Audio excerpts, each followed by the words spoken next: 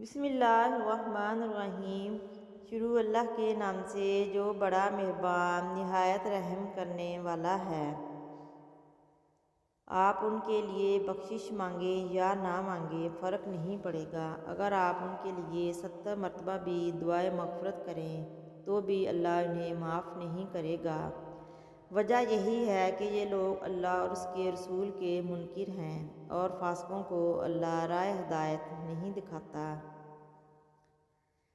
حضرت علی نے ارشاد فرمایا، اللہ تعالیٰ کبھی دو مخلص لوگوں کو جدا نہیں کرتا، جدا تب کرتا ہے جب دونوں میں سے کوئی ایک منافق ہو۔ اللہ کبھی مخلص کو منافق سے نہیں جوڑتا۔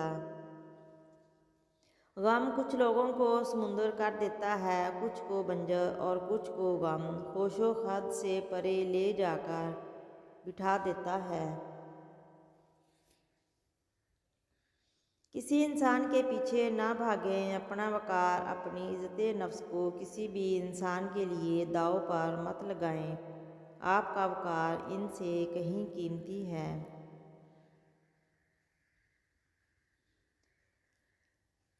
دو شخصوں پر رشک کرنا چاہیے، ایک وہ دولت مند جو اللہ کے راستے میں مال خرچ کرتا ہے اور دوسرا وہ عالم جو علم کے ذریعے فیصلے کرتا ہے۔ نیت کتنی ہی اچھی کیوں نہ ہو، دنیا تم کو تمہارے دکھاوے سے جانتی ہے اور دکھاوا چاہے کتنا بھی اچھا کیوں نہ ہو، اللہ پاک تم کو تمہاری نیت سے جانتا ہے۔ اقوام متحدہ وہ جگہ ہے جہاں دو چھوٹے ملکوں کا مسئلہ ہو تو مسئلہ غائب ہو جاتا ہے، چھوٹی اور بڑی قوم کا مسئلہ ہو تو چھوٹی قوم غائب ہو جاتی ہے، اور اگر بڑی قوموں کا مسئلہ ہو تو اقوام متحدہ غائب ہو جاتی ہے۔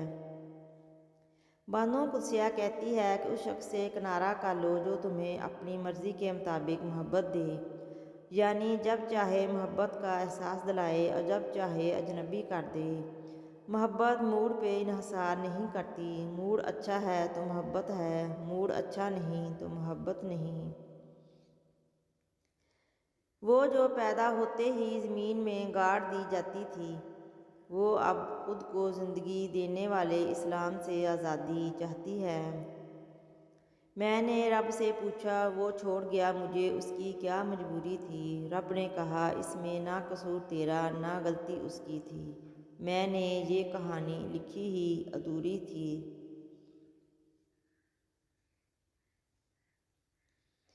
محبتیں عزت ہوتی ہیں، خیرات نہیں، اور نصیب سے ملتی ہیں، اوقات سے نہیں۔ جنہیں آپ کی تکلیف کا احساس نہ ہو، انہیں اپنی تکلیف کا احساس دلانے کی بھی تکلیف نہیں کرنی چاہیے۔ پرندوں کی طرح میں نے بھی شجر چھوڑ جانا ہے، ترسا کریں گے لوگ پھر سے میرے شور کو۔ جزاک اللہ۔